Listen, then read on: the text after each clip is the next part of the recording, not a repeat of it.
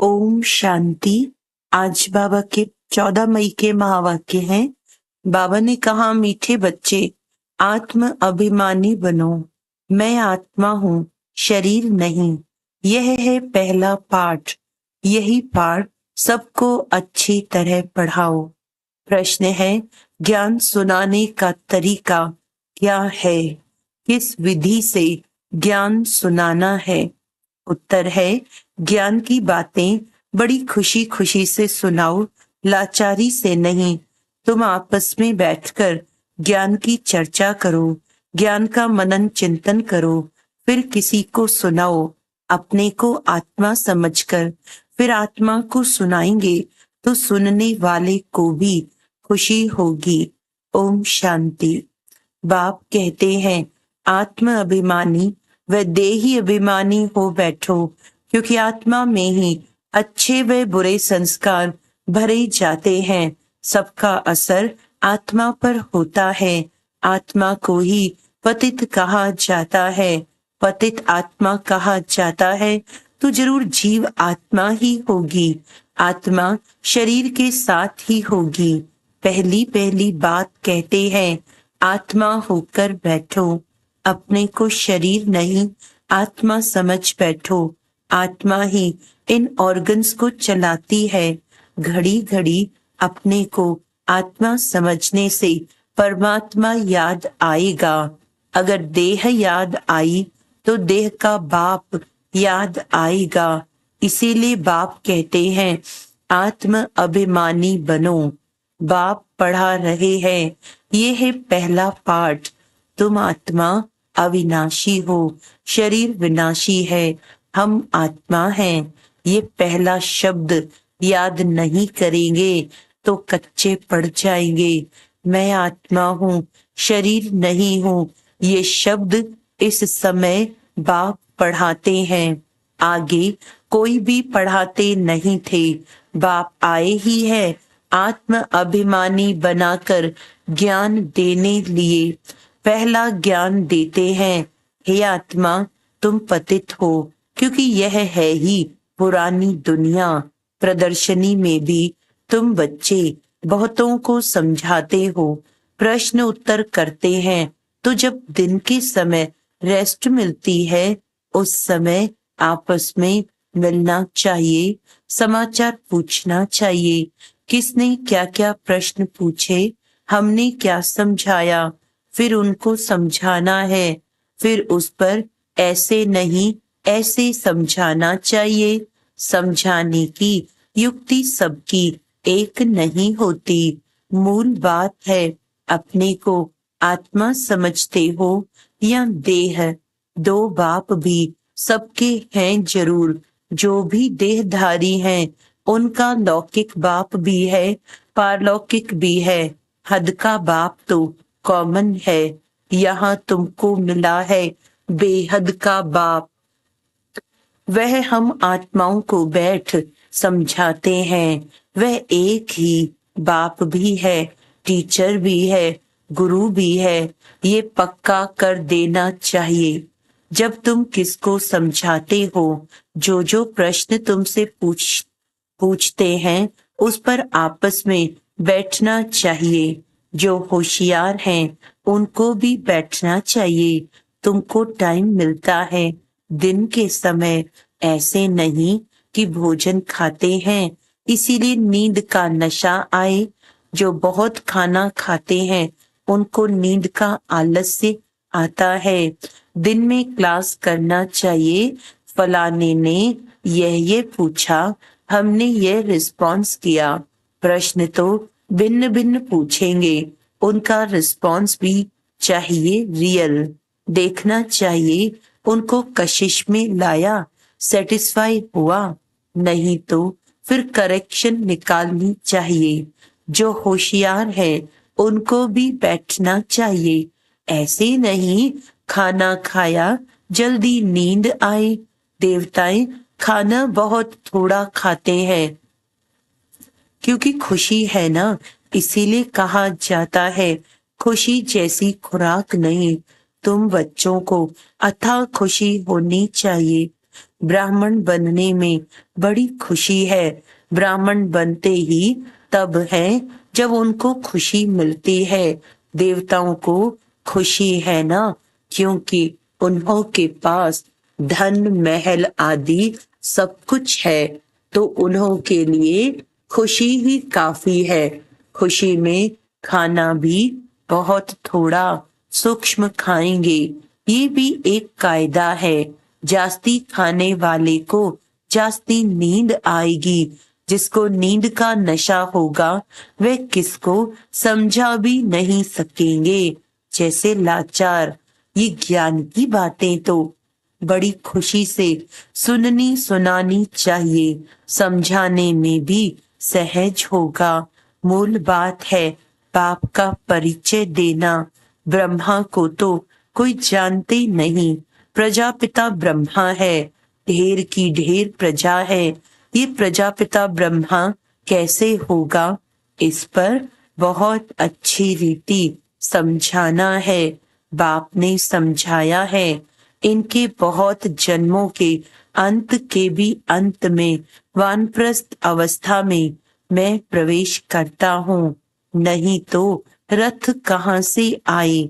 रथ गाया हुआ ही है, शिव बाबा के लिए है। रथ में कैसे आते हैं, उसमें मूंझते हैं। रथ तो जरूर चाहिए। श्री कृष्ण तो हो न सके तो जरूर ब्रह्मा द्वारा समझाएंगे। ऊपर से तो नहीं बोलेंगे। ब्रह्मा कहाँ से आया, बाप ने सुनाया है। मैं इनमें प्रवेश करता हूँ। जिसने पूरे 84 जन्म लिए हैं, ये खुद नहीं जानते, मैं सुनाता हूँ। श्री कृष्ण को तो रथ की दरकार ही नहीं। श्री कृष्ण कहने से फिर तो भागीरथ गुम हो जाएगा। श्री कृष्ण को भागीरथ नहीं कहा जाता। उनका तो पहला जन्म है प्रिंस का। तो बच्चों को अंदर में विचार सागर मंथन करना चाहिए। ये तो बच्चे जानते हैं, वह बातें तो नहीं हैं जो शास्त्रों में लिख दी हैं। बाकी ये तो ठीक है, विचार सागर मंथन किया हुआ कलश लक्ष्मी को दिया है। उसने फिर औरों को अमृत पिलाया, तब स्वर्ग के गेट खुले। परंतु परम पिता परमात्मा को तो विचार सागर मंथन करने की दरकार ही नहीं। वह तो बीज रूप है, उनमें नॉलेज है, वही जानते हैं। तुम भी जानते थे। अभी ये अच्छी रीति समझाना जरूर है। समझने बिगर देवता पद कैसे पाएंगे। बाप समझाते हैं आत्माओं को रिफ्रेश करने लिए। बाकी तो कुछ भी जानते नहीं। बाप आकर समझाते हैं अभी तुम्हारा लंगर भक्ति मार्ग से उठा, अब ज्ञान मार्ग में चला है। बाप कहते हैं मैं तुमको जो ज्ञान देता हूँ वह प्रायलोप हो जाता है। एक है निराकार, दूसरा है साकारी। बाप समझाया तो बहुत अच्छा जाता है, परंतु माया ऐसी है जो कशिश कर गंध में ले जाती है, पतित बन पड़ते हैं। बाप कहते बच्चे तुम काम चिता पर चढ़ एकदम कब्रिस्तान में आ गए हो, फिर यहाँ ही परिस्तान होगा जरूर। आधा कल्प परिस्तान चलता है, फिर आधा कल्प कब्रिस्तान चलता है। अभी सब कब्र दाखिल होने हैं। सीढ़ी पर भी अच्छी रीति समझा सकते हो। यह है ही पतित राज्य, इसका विनाश जरूर होना है। इस धरनी पर अभी कब्रिस्तान है, फिर यही धरनी चेंज हो जाएगी, अर्थात आयरन एजेड से गोल्डन एजेड दुनिया होगी। फिर दो कला कम होगी, तत्वों की भी कला कम होती जाती है, तो फिर उपद्रव मचाते हैं। तुम सभी को अच्छी रीति समझाते हो।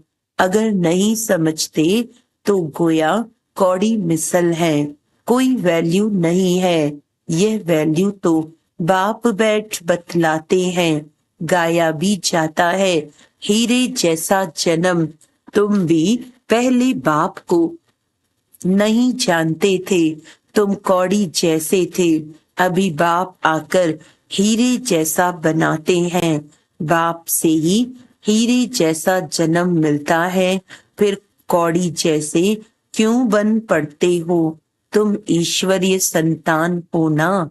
गायन भी है, आत्माएं परमात्मा अलग रहे बहुकाल। जब वहां शांति धाम में है तो उस मिलन में कोई फायदा नहीं होता। वह तो सिर्फ पवित्रता व शांति का स्थान है। यहाँ तो तुम जीव आत्माएं हो और परमात्मा बाप, उनको अपना शरीर नहीं है। वह शरीर धारण कर तुम बच्चों को पढ़ाते हैं। तुम बाप को जानते हो और कहते हो बाबा। बाप कहेंगे ओ बेटे। लौकिक बाप भी कहेगा ना, हे बाल बच्चे आओ तो तुमको टोली खिलाऊं, झट सब भागेंगे। ये बाप भी कहते हैं बच्चे आओ तो तुमको वैकुंठ का मालिक बनाऊं, तो जरूर सब भागेंगे। पुकारते भी हैं हम पतितों को पावन बनाकर, पावन दुनिया विश्व का मालिक बनाने आओ। अब निश्चय है तो मानना चाहिए। बुलाया भी बच्चों ने है, हम आते भी बच्चों के लिए हैं।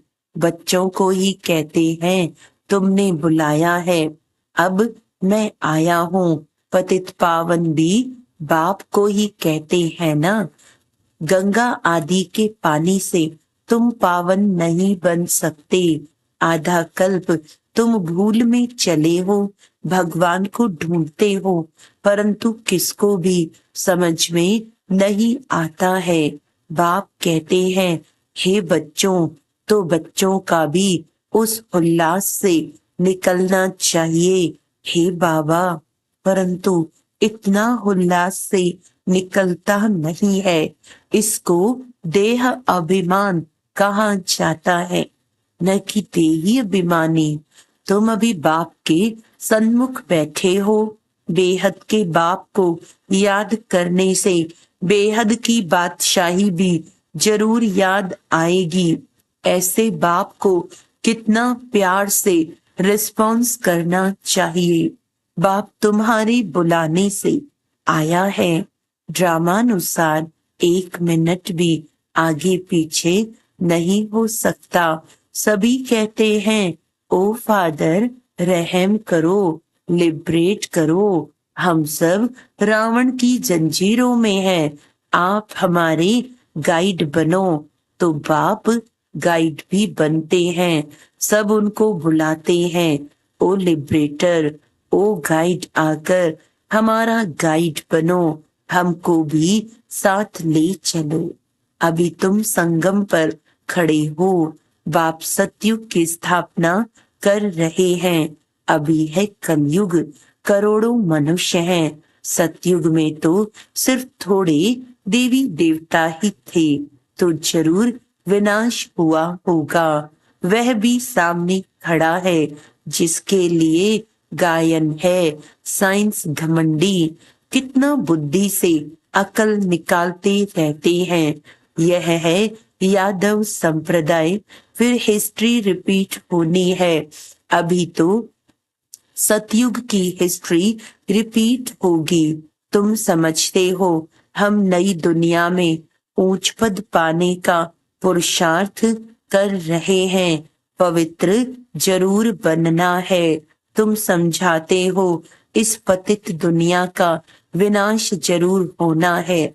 बच्चे आदि तो तुम्हारे जीते नहीं रहेंगे, न कोई वारिस बनेंगे, न शादी आदि करेंगे। बहुत गई, बाकी थोड़ी रही। थोड़ा समय है, उसका भी हिसाब है। आगे ऐसे नहीं कहते थे, अभी टाइम थोड़ा है। पहले वाले जो शरीर छोड़कर गए हुए हैं, नंबरवार पुरुषार्थ अनुसार जन्म लिया है। कोई यहाँ आए भी होंगे, दिखाई पड़ता है जैसे कि यहाँ का बिछड़ा हुआ है। उनको ज्ञान के बिगर मजा नहीं आएगा। माँ बाप को भी कहते हैं हम तो यहाँ जाएंगे। ये तो सहज समझने की बातें हैं। विनाश जरूर होना ही है। लड़ाई की तैयारी भी देख रहे हो। आधा खर्चा तो इन्हों का इस लड़ाई के सामान में ही लग जाता है। एरोप्लेन आदि कैसे बनाते हैं? कहते हैं घर बैठे भी सारे खलास हो जाएंगे। ऐसी ऐसी चीजें बनाते रहते हैं, क्योंकि हॉस्पिटल आदि तो रहेंगे नहीं। ड्रामा में ये भी जैसे बाप के इशारे मिलते हैं, वह भी ड्रामा में नोंद है। समझते हैं ऐसा न हो जो बीमार पड़ जाए। मरना तो सबको जरूर है। राम गयो रावण गयो। जो योग में रह आयु बढ़ाते होंगे, उनकी जरूर बढ़ेगी। अपनी खुशी से शरीर छोड़ देंगे। जैसे मिसाल बताते हैं, ब्रह्म ज्ञानी है, वह भी ब्रह्म में जाने के लिए ऐसी खुशी से शरीर छोड़ते हैं, परंतु ब्रह्म में कोई जाते नहीं, न पाप कटते हैं। पुनर्जन्म फिर भी यहाँ लेते हैं। पाप कटने की युक्ति बाप बतलाते हैं कि माँ में कम याद करो और कोई को याद नहीं करना है। लक्ष्मी नारायण को भी याद नहीं करना है। तुम जानते हो इस पुरुषार्थ से हम यह पद पा रहे हैं। स्वर्ग की स्थापना हो रही है। हम पढ़ रहे हैं यह पद पाने के लिए नंबरवार पुरुषार्थ अनुसार उन्हों की जो डायनेस्टी चलती है, वह बाप ने संगम पर अभी स्थापन की है। तुम भाषण भी ऐसा करो जो एक्यूरेट किसी की भी बुद्धि में बैठ जाए। इस समय हम ईश्वरीय संप्रदाय और प्रजापिता ब्रह्मा की मुख वंशावली भाई बहन है। हम आत्माएं सब भाई भाई हैं। ब्रह्मा कुमार कुमारियों की शादी होती नहीं, ये भी बाप समझाते हैं। कैसे गिर पड़ते हैं, काम अग्नि जलाती है, परंतु डर रहता है एक बार हम गिरा तो की कमाई चट हो जाएगी। काम से हारा तो पद भ्रष्ट हो जाएगा। कमाई कितनी बड़ी है। मनुष्य पदम करोड़ कमाते हैं, उनको यह थोड़ी पता है कि थोड़े समय में ये सब खत्म होना है। बॉम्ब्स बनाने वाले जानते हैं ये दुनिया खत्म होनी है। हमको कोई प्रेरक है, हम बनाते रहते हैं। अच्छा, मीठे मीठे सिखिलदे बच्चों प्रति माता पिता बाप दादा का याद प्यार और गुड मॉर्निंग। रूहानी बाप की रूहानी बच्चों को नमस्ते। हम रूहानी बच्चों की रूहानी बाप दादा को याद प्यार गुड मॉर्निंग, नमस्ते नमस्ते नमस्ते जी। धारणा के लिए मुख्य सार है, ज्ञान को अंदर घोटना है, अर्थात विचार सागर मंथन करना है। ज्ञान की आपस में रूह रिहान कर फिर दूसरों को समझाना है। सुस्ती व आलस्य को छोड़ देना है। देही विमानी बन बड़े उल्लास से बाप को याद करना है।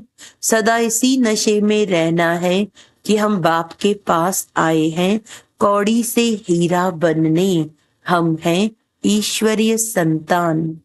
वरदान है, ज्ञान सूर्य ज्ञान चंद्रमा के साथ साथी बन रात को दिन बनाने वाले रूहानी ज्ञान सितारे भव। जैसे वह सितारे रात में प्रकट होते हैं, ऐसे आप रूहानी ज्ञान सितारे, चमकते हुए सितारे भी ब्रह्मा की रात में प्रकट होते हो। वह सितारे रात को दिन नहीं बनाते, लेकिन आप ज्ञान सूर्य, ज्ञान चंद्रमा के साथ साथी बन रात को दिन बनाते हो। वह आकाश के सितारे हैं, आप धरती के सितारे हो। वह प्रकृति की सत्ता है, आप परमात्म सितारे हो। जैसे प्रकृति के तारा मंडल में अनेक प्रकार के सितारे चमकते हुए दिखाई देते हैं, ऐसे आप परमात्म तारा मंडल में चमकते हुए रूहानी सितारे हो। स्लोगन है, सेवा का चांस मिलना अर्थात दुआओं से झोली भरना। अच्छा, आज का व्यक्त इशारा है, अपने संपन्न स्वरूप की स्टेज का अनुभव करो तो सदा खुशी में नाचते और बाप के गुण गाते रहेंगे। ऐसी खुशी में नाचते रहो जो आपको देखकर औरों का मन भी खुशी में नाचने लगे। जैसे स्थूल डांस को देख दूसरे के अंदर भी नाचने का उमंग उत्पन्न हो जाता है, ऐसे आप सभी सदा नाचते और गाते रहो। अच्छा, ओम शांति।